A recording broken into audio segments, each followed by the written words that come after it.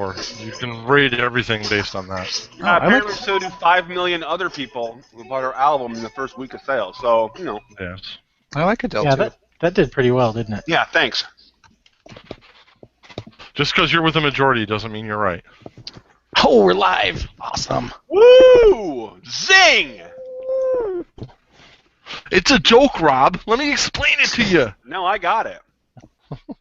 I got it. It's better with the hair, too, by the way. Thank you. Yeah, I like the reindeer. Everything's better with hair. That's what she said. Way! That did not work out so well for me.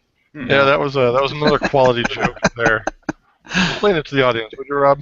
Everybody's a critic. It must be something like where you have to be like, you know, east of the continental divide, you lose your hair. West Coast guys have hair, something like that. No. Right. It's called an abundance of testosterone. Yeah, it's excessive virility. Yeah. That's why I have hair. Something that's not known for in California. All right. Or San Francisco, particularly. Yeah. Did I say that live? You said it live. I did not say that. Wow. I'm gonna say. Oh, I've offended 4 of our listeners. I'm gonna go and say, please don't explain. We have that 4 joke. listeners? I think so, yeah. When did we do that? Let's kick off the show. Oh, look at that. He's got the live button on. All right, play the music. You ready for the music? Yeah. Start the show.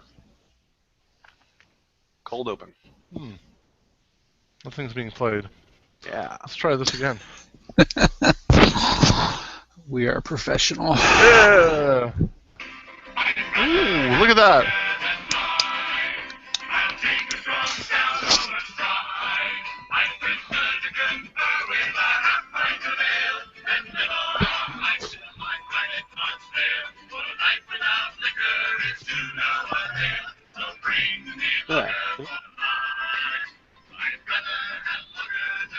Good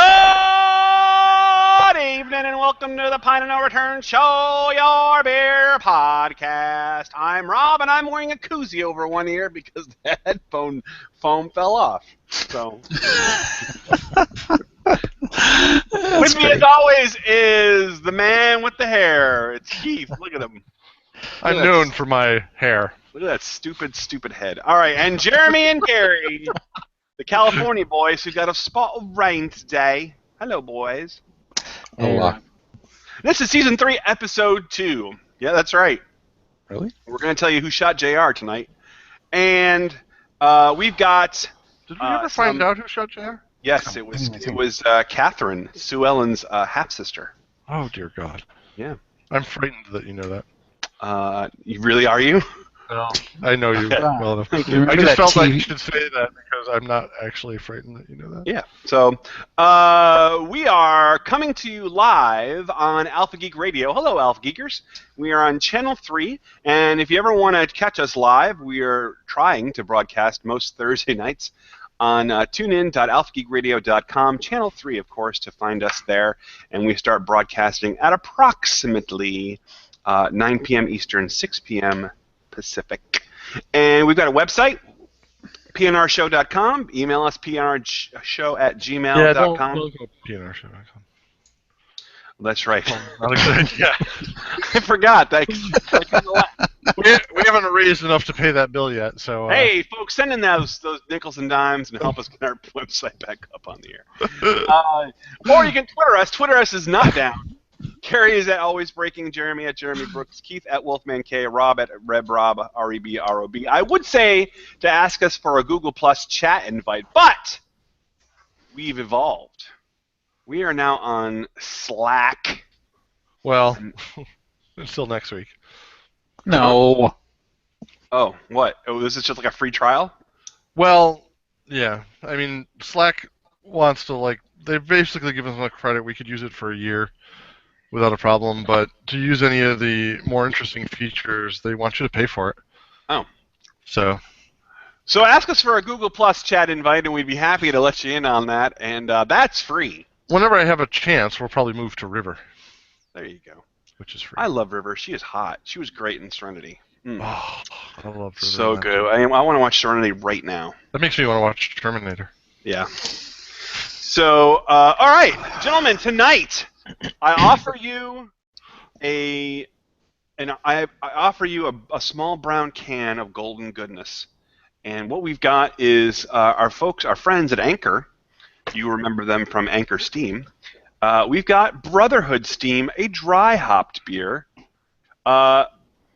Chris Robinson, who lead singer of the Black Crowes. I guess this is his recipe, or it's his inspiration, or what do we know about this? He pulled it out of his ass. I think he was smoking some weed with the brewer. Yeah, I think it's inspired by. Okay. Anchor and Chris Robinson Brotherhood present Brotherhood Steam Beer. A Golden State collaboration. Made in San Francisco. So, I mean, I don't know too much about Are the Black Crowes based out of San Francisco? I don't think so. No. I know Huey Lewis is. Is that the same Chris Robinson? I think so. Is Huey Lewis still alive? Yes. Live and thriving. Chris Robinson, Brotherhood. Wouldn't be embarrassing if it was... So, yeah, it looks like him. Yeah, it's the same guy. It's his solo stuff. Yeah, he's not the black. It's the Chris Robinson Brotherhood. Yeah, he formed it while he was on hiatus. Yeah. All right, so yes. So inspired, he wasn't singing Black Crow stuff, so he decided to put some beer together. Anyway, we're going to be drinking that tonight. It's a dry hop beer. Dry hopped like Chris Robinson. Yeah. Yeah. And that's the only kind of hops you can get in California is the dry hops. So what we've got now... That's a rain joke, people. Let me explain it to you. Go ahead. All right, so I like to keep it moving. What we've got here is a California Common. I've never heard of that specific type of brew, Jeremy. What does that mean? It means steam beer. Yeah. That's what Steam Steam classifies itself as California Common because it can't actually call itself a lager. Oh, okay. And it's not a meal. And Keith, why is that? Let's do that. Because Let's not. cold brewed.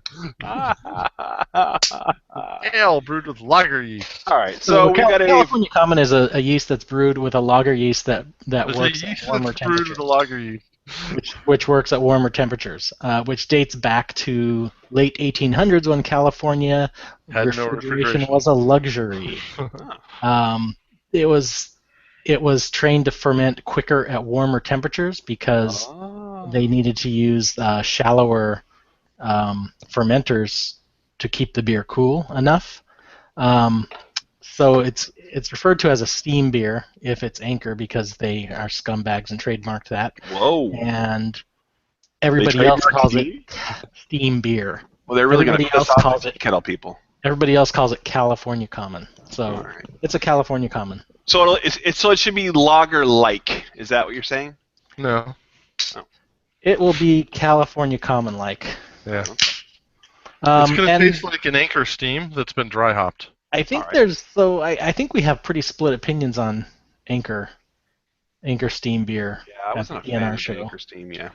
I think Keith, you like it, right? I do like it occasionally. I'm very hit and miss with it. There are times when I grab one and I really enjoy it, and the next time, or even the next bottle the same day, I'll not enjoy it. So I find it to be very inconsistent. I find it to be very pedestrian. I find it to be very open and very poured in my glass. So we've got it's 5.6% alcohol by volume, and it pours with a very, very foamy head. And it is a very golden color. It's very golden. It's kind of a little bit of nose, but for dry hopped, it doesn't have nearly enough nose, I think. Yeah, a bit of a nose. The citrusy hops are what you're going to get on this one. And or is it the floral? Wait a minute. Well, it's probably both. The dry hops just mean it's going to be more on the nose than on the palate. So, all right. So it's been a couple weeks, guys. You ready? Some beer? Ready. Prost. Here we go. Brotherhood Steam, California Common.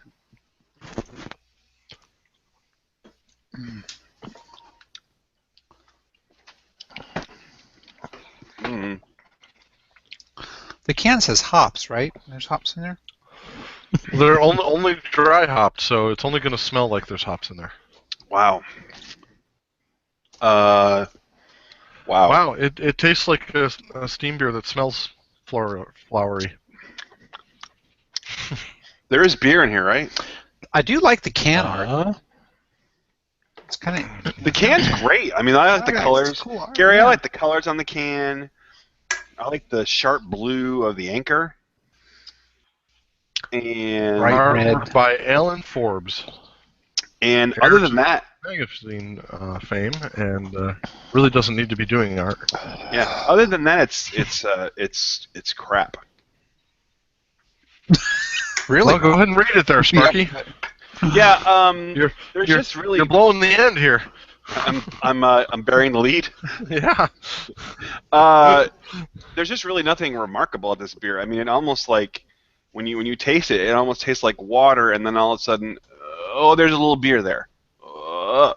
And for having this much head and carbonation in the pour, I mean, it just kind of lays there. It almost tastes like it's flat. There is a little bit of hops in there, but again, it's just like the rest of it, just kind of buried in the background. So, I mean, I'd actually even rather have Anchor Steam than this one. I'm going to give this a 3. Oh, it's higher than expected. Yeah. I'm giving it two extra points for the can. Oh, okay. The can's cool. Fair enough. Next. Yeah, it has a weird bitterness to it. To me, the aftertaste is all bitter. There's not Nothing. a I mean, there's whole lot going on. Aftertaste would have to imply that there's taste.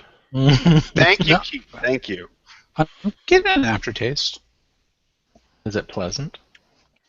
It is a bitterness like a beer should have. It's not offensive.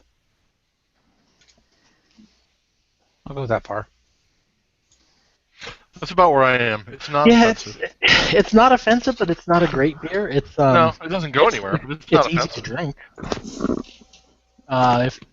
So if somebody brought this to a party, I would drink it. If there was nothing else there. Thank you. I would drink it over any of the big American Yeah, beers. I mean it's better better than a Coors. yeah. So it's I don't know. I think I'll give it a 4 just because it's not terrible. It's not something I would buy again, but it's something I would drink if it was there. You know, if that was a choice. And I think I would drink this over Anchor Steam. It's when you go to like a family restaurant and you have to wait. You know how you have to wait, and then you're offered to go to the bar. So you go to the bar to wait your 20 minutes for your table or something, and the bartender asks you if you want a drink, and you ask them what's on tap, and they list all the major brewing companies. You got your Miller, your Coors, your Bud Light, your something Canadian probably. And then there's the interesting beer at the end. Usually it's a Sam Adams these days, but occasionally it'll be something like an Anchor Steam or something like that. Sierra Nevada. This would be the choice. Oh, we never get Sierra Nevada out here on tap. I wish we would. But this would be the choice at the end of the line because it's slightly better than the rest, but it's not offensive to anybody who's not used to drinking craft beer and would want his money back after getting a pour of something way too hoppy. You'd be like, hey, what's that great beer in the cool can? So Keith, what was that rating? I agree with Jeremy. It's a 4. It's a 4. Yeah, it's a mediocre, slightly less than middle of the road 4. Well, I just poured a liberal amount of the habanero brew salt into it. Oh, that's a good idea. We've got some lime I'm gonna beer salt salt it here. up. I'm gonna try that. Everybody's bailing for brew salts. Yeah. I'm sorry, I don't have any brew salt with me, but I do have some regular lime beer salt. And that did twang. pretty much nothing for it. It added a little kicker on the end, but not much. This to me wasn't as bad as everybody else was rating it. Maybe I got the better can. I definitely like it better than regular Anchor Steam. I would choose it over regular Anchor Steam. But it's pretty. It doesn't have a lot of pop in any respect at all. It looked really good. I mean, it had a nice color, it had a nice head. it's like I said, it's not offensive, it's not spectacular, but it does have a little bit better of a flavor profile for me than regular Anchor Steam, and that it does have a little bit more flavor. So I'm going to give it a 5. I'll be the middle of the road there. And well, again, I'm bumping it for the artwork. I think the can looks pretty cool. Not something I would go out and buy, and I'm guessing this is probably like a $10 or 6-pack beer because that's kind of what Anchor Steam runs around these parts. It's probably not worth that. So if it was served to me, I would drink it, but it's not something I would seek out. So that gives it an overall 4 rating.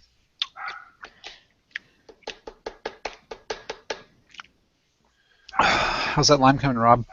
It's not coming out. Just pour the steam over the salt.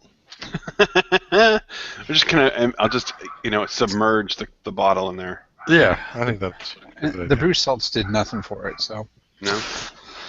Oh well. So cool can, nice idea. Kind of normal. Not so great on the execution. Yeah. All right, so sorry, folks there at Steam. Try harder next time. Make your beer match the can. And, yeah, I really wanted that to be like some sort of Anchor stout or porter. That black you get Anchor porter? I've seen it and I've never tried it because I'm frightened by it. Oh, we should do that on the show. I think that's a pretty. Keith, you should never be frightened of beer. Yeah, but if Anchor's runs about $10 or $12 a 6-pack, and why would I want to buy $12 on something that's hit and miss? Right. So I've never gone down that road. Gotcha. All right, so folks, that was our To the Pint segment where we talk about beers that we like the cans of. All right, and now we're going to move on to our Top Topic segment. I like how Jeremy renamed that, Top Topic. And we call this our Pint Taken. Go, Keith.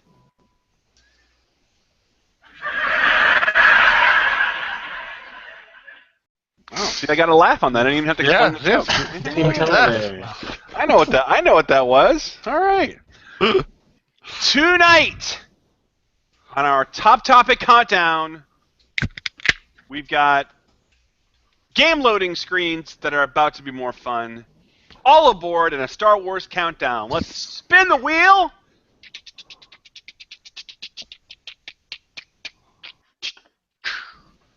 All right. Game loading screens. How many of you play video games or computer games out there? Well, if you do, you? Oh, you with the mop top. All right. I do. Mop top. Well, if you do, especially if you play, say, RPGs or really, really involved shooters, you know that it can take a long time for your screens to load. Well, Jeremy is here to tell us that those days of waiting around for that screen to load may be a thing of the past. Jeremy, what have you found out for us? So, in 1995, Namco put a version of Galaxian as a load screen to keep people occupied because their game took so long to load. That was Ridge Racer on the PlayStation. Ugh. And then they patented the idea. And this patent was so broad, it covered unnecessary wastage of time by first loading a smaller auxiliary game program into the games machine before the main game program code is loaded. So basically any loading of secondary game while you're loading the main game would be infringing their patent, which is just, of course, ridiculous. That patent is now expired, so we can look forward to all kinds of fun game loading excitement. And in fact, there's a loading screen game jam going on. Submissions are due in 3 days. It will be interesting to see what people come up with as the game within the game. Especially now these days when computers are so much faster and have so much more memory, you can put some pretty decent old school games on there to play during load times. Well, yeah, but computers are faster and have so much memory, so loading times are getting less and less all the time. I can't remember when I thought a loading screen was taking too long anymore. I don't know. What about on not computer games? Maybe not, but what about games on consoles that load tons of stuff over the network? Yeah, consoles tend to be a little slower. That's for sure. Which I I think don't is At what have least you'll my see there. 360 does. I don't know about the modern Well, ones. now how about games that you can play while your computer or your console is downloading new versions or new patches? That would be great. Yeah. Yeah. Why is it that Xbox can't download information in the background? Thank you. Why does it have to make us watch a loading bar? What's up with that? Yeah, and for It's a Microsoft product. Come on. Every 2 freaking weeks it does that. yeah, It's ridiculous. and for like a 800 or a full gig, 800 megabyte or full gig update, you would think you'd notice something really cool had just happened, and there's like nothing to it. Like, what did I just get? I don't know. Anyway, so what game? Okay, so let me expand on that, Jeremy. What game would you like to see if you had some? And I'm pouring brew salt in my beer, so pardon me. What game would you like to see be able to play when your game is loading? As a loading game? Yeah. Yeah, any old 8-bit game would be a blast. Like maybe Asteroids or a Defender. Mario-ish kind of thing, or Defender. Yeah, something simple that just is maybe a one-button. I'd love me some Yeah. Mario 3. Mario 3 was my favorite. You want something that's kind of quick and easy that you don't have to like think about and like have a storyline to progress through. Oh, that's true. Yeah, one button. Like Galaxian is perfect for that. Galaga. Galaga is Space far Galaga. better. Yeah, Galaga, Space Invaders, Pac-Man. yeah, Pac-Man, those kind of games. Those would be Mr. great. Do. Dig Dug. Dig Dug. Mm. Love me some Dig Dug.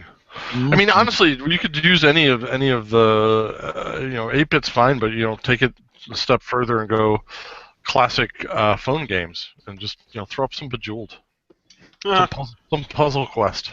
Yeah, Throw up the Bejeweled, sna- 1010, something like that. Throw Yeah. up the snake Tetris. game you used to have on the old Nokias. Snake, yes. That's a great game. Yeah.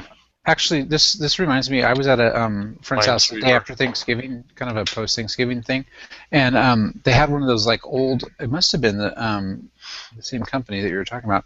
Game controllers that you plug into your TV now that like has a bunch of games, so they come in a small box. Yeah, And yeah. they were playing all these games, and the kids were like lined up waiting to play. Of all ages. It was like the kids were totally occupied. It wasn't these fancy games. There were these old school. It was Galaga and Pac-Man, and there were a couple other ones. This is the season for those. You can go to like Kohl's or JCPenney and pick those up for like $20 now. Yeah, and it was great. The kids loved it. They were Yep. like literally like chomping at the bit to get back in there and try again. It was great. It was really cool to watch them just sit there and with a simple controller, not a lot of thought to it. They just sat down and played. Mm-hmm. Yeah. So I mean, because our society has like zero patience now, we can rejoice because we no longer have to wait about really annoying hold times. Good, because I have no patience. It's Thanks, almost Internet. kind of sad that the entire Atari library, the 2600 console, can all be downsized to fit inside of one joystick. Yeah. I have one of those. Well, I mean, it's not Yeah. the full catalog, but it's like a 50 or 100 games or something like that. Yeah, might it's as great. well It's be. just If crazy. you stacked huge. it all up originally, I mean, it would take up a ridiculous amount of square footage. Yeah. It is crazy. All right, moving on. And our next topic, I actually poached right off of the same website that Jeremy used. I saw a great link sitting right by his awesome story. And I love nostalgic things. I love kind of retro stuff. It's because you're And one of the old. retro... It's because you're old. Yeah. One of the retro, well, even back further than that, I love those old movies that they used to show kids in school in the 50s about visions of the future. Hey, Johnny, you're a mother. Will soon be able to make a potato by looking at it. Movies like that. And this article struck me almost as that. Yeah, wouldn't that be cool, though? And this article kind of struck me as almost like that kind of a vibe. It sounded like something that they would dream up in the 50s. Soon in the 1990s, you'll be able to do this. Airbus, the airplane maker, creator, and of the Airbus 320 and all those wonderful things, they were just granted a U.S. patent on a method that turns an airplane into an articulated truck. What it is the main passenger cabin will be housed inside of the terminal itself, almost like a lounge. I saw this. Yeah. Where the passengers will basically come in an hour, 2 hours before their flight, and just sit down and relax, have a drink or whatever. And when it's time to go, The pilots. some kind of crazy claw will come out and basically drop it into an airplane with the big huge section taken out of it in the middle, and the thing will just slide in, like almost like a cartridge or a cartridge inside of a gun, and click, and you're off. It's kind of like they do the cargo containers on ships, where they drop them off of a boat onto a train car and ship them off across the country. And already there's human trafficking in those same cargo containers. Yeah. Can you imagine? Can you imagine how much an airline will charge us for this convenience of being shoved in standing up now into a cargo container as they load us on an airplane? Yeah. It's an extra fee to use the restroom while you're flying. Yeah. Now, right away, the advantages sound a little dubious when the article says this could gain us minutes. That's what you want to do. If you're United or US Air or Lufthansa, you want to spend, I don't know, $3 or $4 billion on a new fleet. Well, it's not just that; it's the airport terminals too. All the airport terminals have to be they all have to be retrofitted with these claws, like in a Chuck E. Cheese. Well, yeah, that's just it. I mean, the giant claw industry is going to go through the roof. Claw industry. I mean, claws are going to be huge. Yeah, I mean, Claw Incorporated. You thought he was just the bad guy from Inspector Gadget, but no. He's finally got a business model. The funny thing about this is, as I'm looking at this article, it seems like I've seen this in a movie before, like a sci-fi movie in the future. Exactly, like in the 50s. No, well, I don't even think it was in the 50s they did this, but I think I don't know what it was, like Starship Troopers or something, like some movie where they people would load it and they just put containers and ship them you're off. right. That was Starship Troopers. I think all the troops were loaded for their first deployment, and the ship kind of picked up their little cabin and took off. It's like, I can't. So they awarded a patent for something. Starcraft. Can I just tell you something? Keith and I love Starship Troopers. I love Starship. That's a great movie. It's campy, but it knows it's campy, and it's awesome. All right, so Airbus went and got themselves a patent, but honestly, it's a bogus patent because the idea was already out there before they did the patent. Now, do you see this? Do you see this with any kind of a possible future involved, or is it just a stupid empty patent? It's an empty patent until they figure out how to get people through airport security faster. Yeah, right. It's a stupid empty patent because nobody's going to do this. This is insane. Yeah. But they'll somehow use it to be overly broad for whatever the next big thing is, and then claim that they owe them royalties. Right. Yeah. Oh, much like Anchor Steam Beer and California Common. There you go. Or the video game patent. Yeah, and finally, let me tell you, the Anchor, the Brotherhood Steam did get markedly better with some lime beer salt. So there you go. Yeah, habanero wasn't a good mix. Tastes a lot better. All right, and finally, I have no link for this in the show notes, but it's just kind of a general thing. We are, as of today, 15 days away from the release of Star Wars Episode 7, The Force Awakens. Actually, it's 2 weeks from today. They're showing it here. Thursday nights, right? Yeah, I mean, I'm about to lose it. Do you have your tickets yet? No, I'm not going to do that. Yeah, I bought my tickets for the family for a Saturday show. In Texas, they don't have that pre-reservation system where you have to pick your seats out and stuff. They do. Oh, we didn't pick our seats. They've forced us into it now because they remodeled. Rob, you remember this is the old Lowe's Theater. It's now an AMC, and they've remodeled it and put about half the seating in each theater, and you can't actually walk up and just go to a movie anymore. Everything is sold out beforehand. or you have to sit separately from your friends.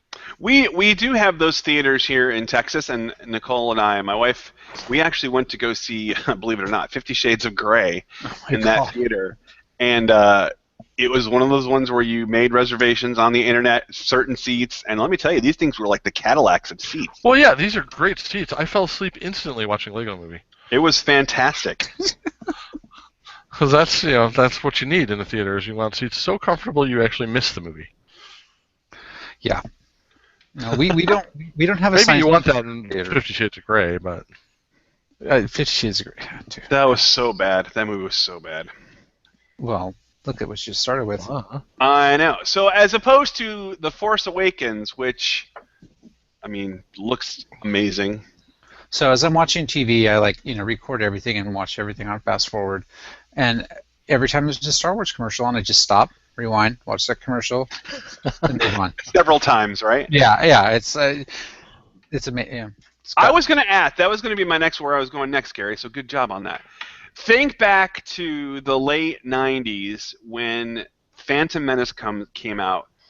Do you think that the level of commerciality that's happening today is more than Phantom Menace, less than Phantom Menace, or feels about the same? It's way more just because Disney is like going over the top with this stuff. I think the expectation is a lot higher, but I don't think the actual promotion of it's any different. I don't think it's being over-promoted more than Phantom Menace was. And I think the commercialization, though, is they're getting a lot of, I don't know. It's not just this movie. I think it's the Star Wars brand in general. I think it's getting a little bit more commercialized than it was then. I mean, name an example, because I can't place anything that was any different than Phantom Menace. I mean, the Lego stuff and the toys all came out ahead of it. But it seems to me that there's just they more had of that. ads. I don't think there's any more of it though. It feels like it to me. I just think. Well, maybe. It could be, too. I mean, we were, in our late 20s then, so it could be we were just much more tuned into that type of media back then than we are now. Yeah. And, well, I think now also you have the internet, so you see a lot more of those marketing things. Like there's but the internet was around for that stuff, too. Well... It was not as widespread, though. It wasn't as spot. Like now, I mean, you have Star Wars everything, iPhone cases, beer koozies, right? Pajamas, cooking utensils that are Star Wars, everything. That was Phantom Menace too, though. I remember Phantom Menace too, though. You had your Jar Jar jammies before you could wear to the opening show. Jar Jar bottle openers. I remember seeing those everywhere. It feels more to me, I guess. Well, remember too that we don't watch commercials anymore, really. So I mean, we could be fast forwarding on our DVRs over 5 or 6 Star Wars commercials, and we might not even realize it. Yeah. I think it also has to do with Disney has started these Star Wars kind of celebration days at Disneyland, and they're building Star Wars theme parks. So I guess those things are kind of in the back of my mind. It's like when Phantom Menace came out, we didn't have that. I mean, yeah, there were Star Tours at Disneyland, but the level of the stuff that Disney tied in from the Star Wars was pretty limited. It was based on whatever legal contracts they had. Now they're just pulling it into everything. Yeah, I still think that the marketing craze was as bad back then as it is now. I would agree. I don't think it's any worse. I'm actually surprised that they haven't made it worse. I think Disney in general, as far as the trailers and now the TV advertising and stuff, has been actually fairly restrained, and I kind of respect them for that. I would agree with that. Boy, Keith and I are like in the same. There's much more accessible on the internet. And when Phantom Menace came out, you didn't have Twitter and people sending you a dozen links when the trailer first posted, and you didn't have YouTube showing 5 different versions of it in high def. Well, I'll tell you, the whole ability to push things at you has changed. I tell you, what I have noticed and what I would say is that the difference between then and now we're going on 15, 16 years since Phantom Menace came out, which is just ridiculous. The thing that I have noticed is that the fan fervor, is different. I think there was such there's way more. unbridled. I think there was such unbridled enthusiasm over the Phantom Menace, way more than there is now. Now, granted, there are still a lot of people excited about Force Awakens, me included, but I think that's a much more guarded optimism. Like we were burned so much on the prequels, we're a little more cautious. Yeah. I mean, when Phantom Menace came out, nobody thought it was even possible to make a bad Star Wars movie. Exactly, right. I mean, heck, George Lucas, the creator, was doing it, so there was. It was the origin of Darth Vader. Oh my God, it's incredible. Yeah, I mean, it was such a shock for it to be bad that most people couldn't even admit that it was bad until months later. Yeah. They would stand around defending it just because it was Star Wars. Right. I like the prequels. I'm one of the odd ones. Well, incidentally, I'm having some of my geek friends over, and using Jeremy's copies of the original Star Wars cuts, we are going to be watching those original cuts back to back this weekend. So thanks, Jeremy. And I don't know what you're talking about. Following those three movies, we're going to be watching the Phantom Edit off of YouTube. Oh, nice. That is the best way to watch the Yes. It really is. Keep in mind, yes, we are going to be watching 4, 5, and 6 first, and then watching the Phantom Edit. So there are movie theaters that are showing all 6 movies ahead of Force Awakens. So that you can line them up, and then it'll end right at the start date for. Yeah, so you can spend like 15 hours in a movie theater. Yeah, no thanks. Yeah. That's good. So I last Star Wars thing before we move on, if we're going to move on, is a week or two ago, Saturday Night Live had a little skit on the Force Awakens auditions. Yes. And if you guys haven't seen that, it's worth watching. J.J. Abrams did the intro. It's very funny. It's got a lot of real actors, not just Saturday Night Live actors. Other actors came in and did stuff. So it's John a good bit to Hamm watch. and Emma Stone and Scarlett Johansson, I think, was in it. Good stuff. So go just look that up. It's worth watching. Mm-hmm. All right. So Pint Taken has been took. We've got our picks coming up in this segment. Hope you're enjoying Season 3, Episode 2 of the Pint No Return Show, but we've got more coming right now because it's time for Half Pints. Oh. Jesus. You had so much wine on that. I don't know how much I can do. I was just there. I'm just like, oh yeah, half pints. Let's do it. Yeah, I'm psyched. Oh, Keith's waiting to hear the music. Where's the music? Right. No, you know what he was thinking? He was thinking, oh, you know what? This would be a perfect place for music. That's what I was thinking. All right, in our half pint segments, guys, we pick one thing, or sometimes two things, or sometimes Keith the same thing each week, and whether it be a movie, television show, iOS app, or music, anything that kind of catches our fancy, and we tell you about it, something you should go and check out. And Jeremy would like to talk to us about getting fit with Strava.com.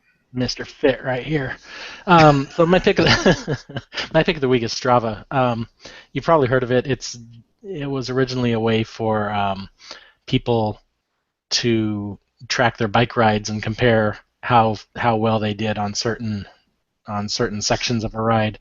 It's evolved now to track runs, walks, and they have all kinds of challenges. But it's really a fun way to see yourself improving if you're going to be riding or running. You can, because you'll probably be riding the same route over and over and over, and you can see your gradual improvement. And it's also it's social and all that garbage, so you can see what your friends are doing and compare. It's a lot of fun. So if you're on a bike or if you run or walk, check it out, Strava.com. Awesome. And our next pick, Gary, has got a music pick for us. I actually have two picks. I didn't put my second one in there. All right. My first pick, I'm gonna take Rob's lead, who likes to pick things that aren't actually available yet or out yet. Right? It's kind of a preview. Yeah. So I'm preemptively picking The Force Awakens. Right. Well, you're going out on a limb there. Only because I know Rob's going to pick it anyway, so I had to just pick it first. I have not picked that. That's for next week, actually. But you haven't? Yeah, that's why I'm glad I went first. So my real pick is some music. That the album actually comes out tomorrow, but there are 3 or 4 songs that are available today now on iTunes if you have iTunes Music, or you can listen today on Billboard's website. They can do a preview of it. So it technically is available today. But wide distribution is tomorrow. It's a band called Astropool. And it's just kind of cool, mellow, alternative music. It's got some people that have been around for a while. They're Sweden, Denmark, Holland, one of those Scandinavian countries is where they're based out of. But it's pretty cool, pretty mellow, just, kind of good music to relax and not get too uptight about, just kind of calm you down a little bit. So You I'll sound, check it out. you sound like tomorrow. it sounds like it's working. It is. It's cool. It's good. I've been listening to the one single they had out for a while, and I'm like, and it came up again on my playlist today. I'm like, oh, I should just go listen to the whole album, and then I realized that the album actually came out today on the Billboard preview. So it was kind of odd timing for me to discover that, and it was good timing for a pick. So that is my pick, Astropol. My pick of the week is actually out and available. It is an iOS app based on the extremely popular card game. This is Dominion. And Dominion is kind of the granddaddy of what we call deck building games. And what you do in Dominion, it's usually a 2-player game, but sometimes it's more. You have a set of some low-level coins and some small victory points that are like usually estates that you get victory points for. And what you're doing is you're using your coins to buy cards, common cards that are in the center of the table. That have different powers. Some let you draw more cards, some let you take more actions, and some let you buy more things. And in various different formats, some will let you attack the other player, like slow them down. And what you're doing is building a deck.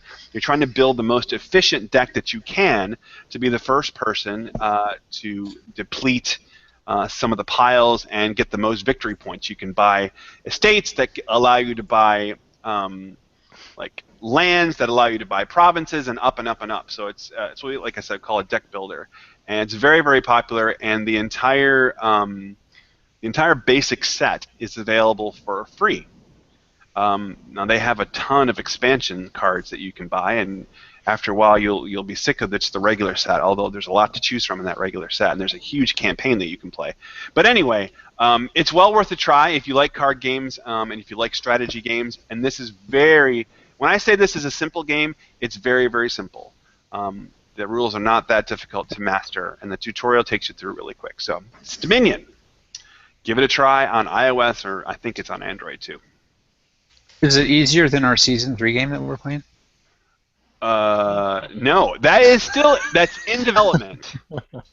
It's in development. I have an idea, and I'm kind of what I'm trying to do is punch holes in it, because I know, guys, folks out there, once I bring a game to the table, something that I've created for the show, the other 3 are going to try to find the holes in it. That's what we do. It's our source. Well, I'm trying to eliminate as many of those holes as I can before I bring it to you. We'll just throw Superman out now. It'll be another fantasy league. It'll be another fantasy league, but yeah, we'll see. All right, so Keith has got a pick for us this week too. Keith, what is your pick? Well, Rob, you're interesting. The deck building game sounds a lot like Hearthstone. No. You try to build a deck, you try to beat your friends, you try to be more efficient. Yeah, I think it sounds a lot like Hearthstone. But Hearthstone's not my pick. So fear not, those of you 3 friends of mine who hate me talking about Hearthstone. I'm not picking Hearthstone. I'm going to pick an app that's all about something that none of us get enough of: sleep. My pick this week is Sleep Time. It's actually a companion app to an app I picked a long time ago, which is probably only 3 or 4 shows ago. It's called Argus, which is a fitness tracking app that uses your phone as a pedometer. So you don't have to wear or buy any extra little doodads and dongles and stuff to track all your steps and all your activity through the day. Like this? Yeah, those things. I lost too many of those things, and I got a little sick of it, so I found Argus, which is free, which will do the same thing if your phone is more than capable, like most of them are. But anyway, they have a companion app called Sleep Time, and what Sleep Time does is you set an alarm for when you want to wake up at the latest time you can wake up. And what Sleep Time will do is track your sleep patterns, and it'll wake you up at the best time in your sleep pattern for you to wake up ahead of that alarm. So if you're starting to be like sleeping a little more lightly, it'll wake you up that much sooner, but it's a better time for you to wake up. And you'll wake up more easily because of that, rather than waiting until your alarm goes off in the middle of a deep sleep cycle. You wake up groggy, and you end up spending the most of the day tired. I have been using this app for, I want to say, 4 or 5 months now, and I can't live without it anymore. There's no way. I have an alarm set for 6:15, and anytime within a half hour before 6:15 that it finds me sleeping lightly, it will wake me up. How is it finding you sleeping lightly? Like your Well, pulse, your biorhythms? It does this through movement.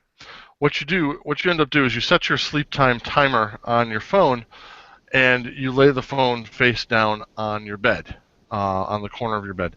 I usually leave it plugged in so it can still charge while it does that, so I leave it on the edge of the bed there, and kind of like next to my pillow, and that seems to work fine.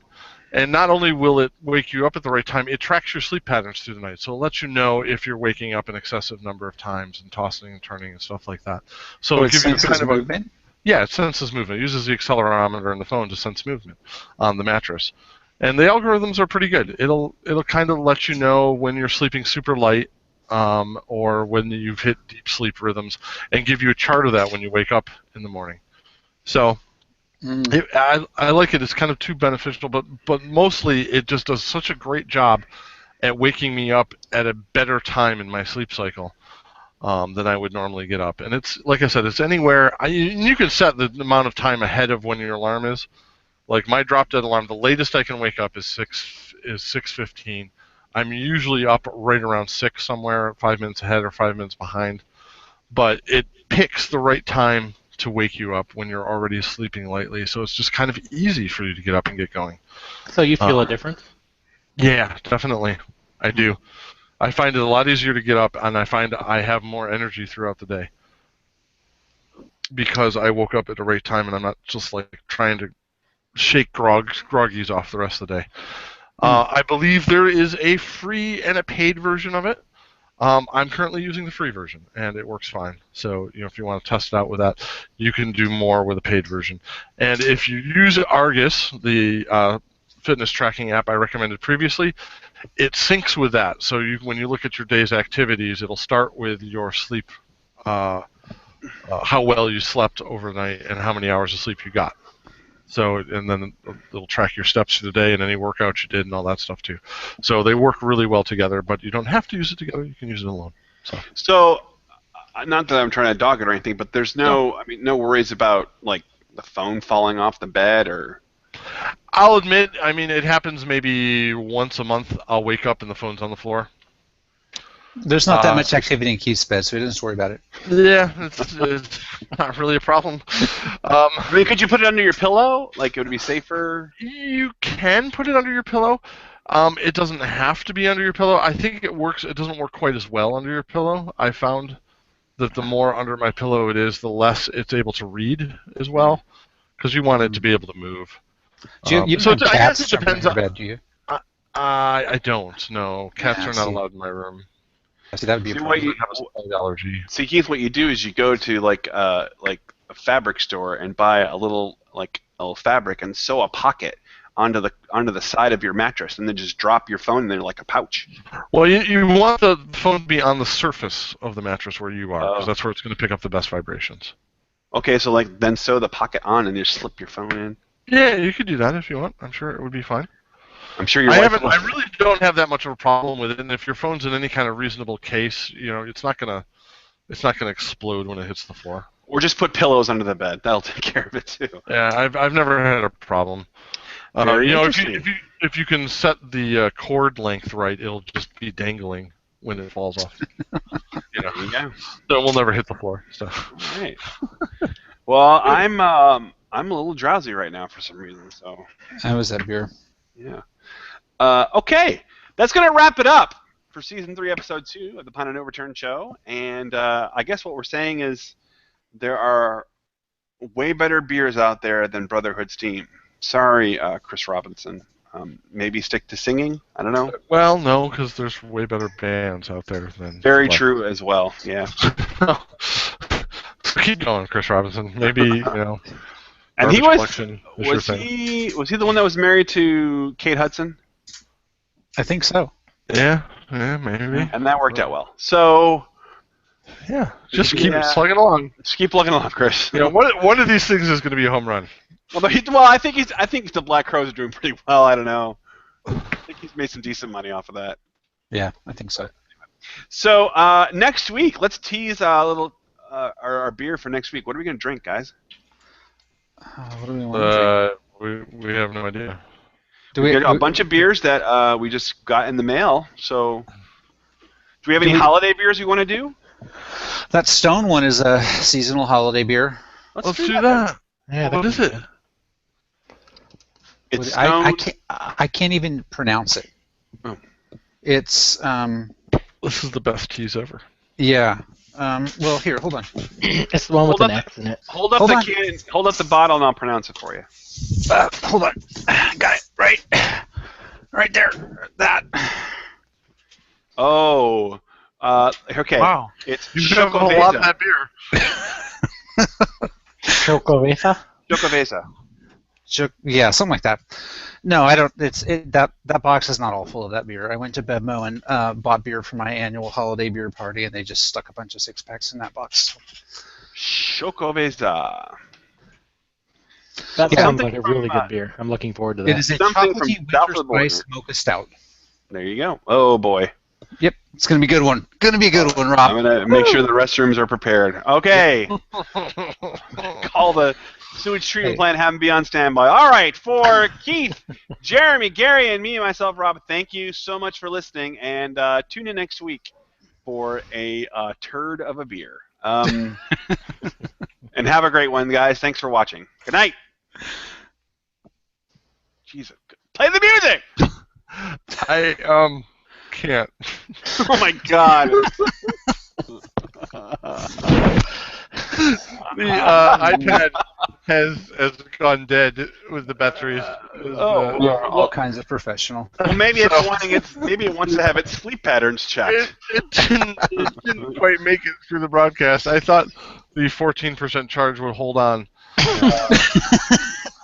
You trusted that on an Apple It device? needs It didn't make it. It didn't make it.